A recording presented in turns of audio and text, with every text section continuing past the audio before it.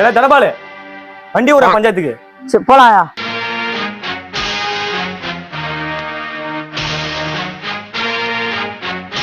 என்னதான் துண்டுறான்னு தெரியல, தடிமாறு மாதிரி இருக்கிறான். இடம் வந்துச்சு இறங்குங்க.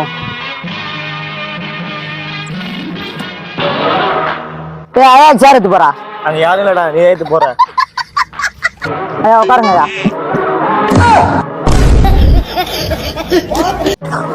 கை குடுறா சாருங்க.